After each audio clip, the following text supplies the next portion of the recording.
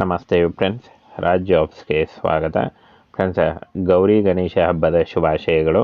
ಎಲ್ಲ ಅಭ್ಯರ್ಥಿಗಳಿಗೂ government job ಸಿಗಲಿ ಅಂತ ಆಶಿಸ್ತಾ ನೋಡಿ, ಕರ್ನಾಟಕ ರಾಜ್ಯ ಸರ್ಕಾರಿ ಉದ್ಯೋಗಗಳಾಗಿರ್ತವೆ, ಕರ್ನಾಟಕ ಸರ್ಕಾರಿ ಉದ್ಯೋಗಗಳಾಗಿರ್ತವೆ, ಹಾಗೆ ಕಾಯಂ ಉದ್ಯೋಗಗಳಾಗಿರ್ತವೆ. ಈ ಒಂದು ಹುದ್ದೆಗಳಿಗೆ ಬೋತ್ ಮೇಲ್ ಆ್ಯಂಡ್ ಫಿಮೇಲ್ ಯಾರು ಬೇಕಾದರೂ ಅರ್ಜಿಗಳನ್ನು ಸಲ್ಲಿಸಬಹುದು.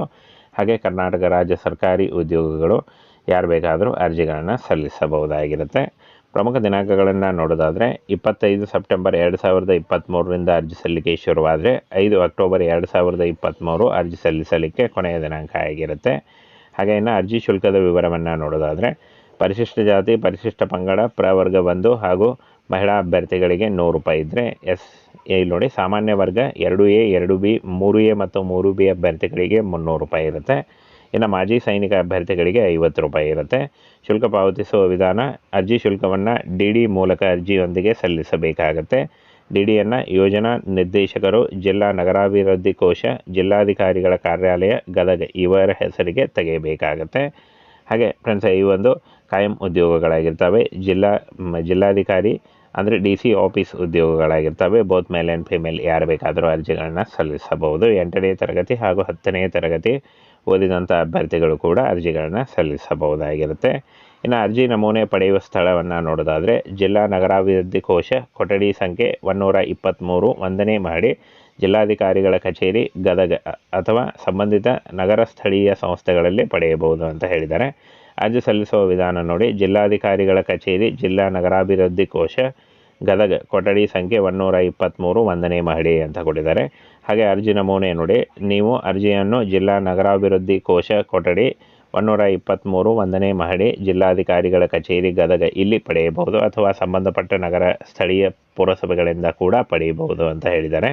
ಹಾಗೆ ಇನ್ನು ವೇತನವನ್ನು ನೋಡೋದಾದರೆ 17,000ದಿಂದ 28,000ವರೆಗೆ ಪರ್ ಮಂತ್ ಸ್ಯಾಲ್ರಿ ಆಗಿರುತ್ತೆ. ಇನ್ನು ಅರ್ಜಿ ಸಲ್ಲಿಸುವ ಕ್ರಮಗಳನ್ನು ನೋಡೋದಾದರೆ ಖುದ್ದಾಗಿ ಹಾಜರಾಗಿ ಅರ್ಜಿಗಳನ್ನು ಸಲ್ಲಿಸಬೇಕು ಅಂತ ಹೇಳಿದ್ದಾರೆ.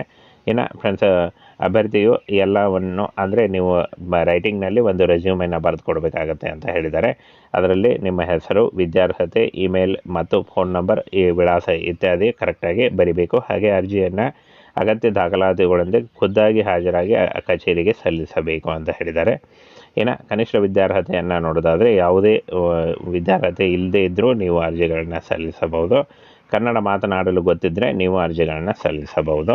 ಹಾಗೆ ಆಯಾ ನಗರ ಸ್ಥಳೀಯ ಸಂಸ್ಥೆಗಳಲ್ಲಿ ಲೋಡರ್ ಅಥವಾ ಕ್ಲೀನರ್ ಹುದ್ದೆಯಲ್ಲಿ ಕೆಲಸ ಮಾಡಿರುವ, ಕ್ಷೇಮಾಭಿವೃದ್ಧಿ ದಿನಗೂಲಿ ಗುತ್ತಿಗೆ ಸಮಾನ ಕೆಲಸಕ್ಕೆ ನೀವು ಈಗಾಗಲೇ ನೀವು ವರ್ಕ್ ಮಾಡ್ತಾ ಇದ್ದರೂ ನೀವು ಅರ್ಜಿಗಳನ್ನು ಸಲ್ಲಿಸಬಹುದು. ಹಾಗೆ ಹೊಸಬರು ಕೂಡ ಅರ್ಜಿಗಳನ್ನು ಸಲ್ಲಿಸಬಹುದು. ಇನ್ನು ವಯೋಮಿತಿಯನ್ನು ನೋಡೋದಾದರೆ 18ರಿಂದ 55 ವರ್ಷದ ಒಳಗಿನವರು ಅರ್ಜಿಗಳನ್ನು ಸಲ್ಲಿಸಬಹುದು.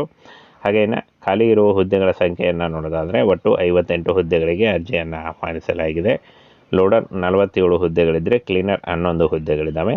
ಇನ್ನು ಫ್ರೆಂಡ್ಸ್, ಕರ್ತವ್ಯ ಸ್ಥಳವನ್ನು ನೋಡೋದಾದರೆ ಇಲ್ಲಿ ನೋಡಿ: ಗದಗ ಜಿಲ್ಲೆಯ ಗದಗ ಬೆಟಗೇರಿ ನಗರಸಭೆ ಹಾಗೂ ಗಜೇಂದ್ರಗಡ ಪುರಸಭೆ, ಲಕ್ಷ್ಮೇಶ್ವರ ಪುರಸಭೆ, ಮುಂಡರಗಿ ಮತ್ತು ನರಗುಂದ ಹಾಗೂ ರೋಣ, ಮುಳಗುಂದ, ನರೇಗಲ್ಲ, ಶಿರಹಟ್ಟಿ ಈ ಪಂಚಾಯಿತಿಗಳಲ್ಲಿ ಕರ್ತವ್ಯವನ್ನು ನಿರ್ವಹಿಸಬೇಕು ಅಂತ ಹೇಳಿದ್ದಾರೆ. ಹಾಗೆ ಇಲಾಖೆ ಹೆಸರು ಗದಗ DC ಆಫೀಸ್ ಇಲಾಖೆ ಆಗಿರುತ್ತೆ. ಹಾಗೆ 58 ಹುದ್ದೆಗಳು ಖಾಲಿ ಇದ್ದಾವೆ. ಇನ್ನು ಪೋಸ್ಟ್ ಹೆಸರು ಲೋಡರ್ ಮತ್ತು ಕ್ಲೀನರ್ ಉದ್ಯೋಗಗಳು. ಉದ್ಯೋಗ ಸ್ಥಳ ಗದಗ, ಕರ್ನಾಟಕದಿಂದ ನೇಮಕಾತಿ ಆಗುತ್ತೆ. ಇಲ್ಲಿ ಅಂದರೆ ಆಯ್ಕೆಯಾದಂಥ ಅಭ್ಯರ್ಥಿಗಳಿಗೆ ಗದಗದಲ್ಲಿ ನೇಮಕಾತಿ ಮಾಡಿಕೊಳ್ಳಲಾಗುತ್ತೆ. ಈ ಒಂದು ಹುದ್ದೆಗಳಿಗೆ ನೀವು ಕೂಡ ಅರ್ಜಿಗಳನ್ನು ಸಲ್ಲಿಸಬಹುದಾಗಿರುತ್ತೆ.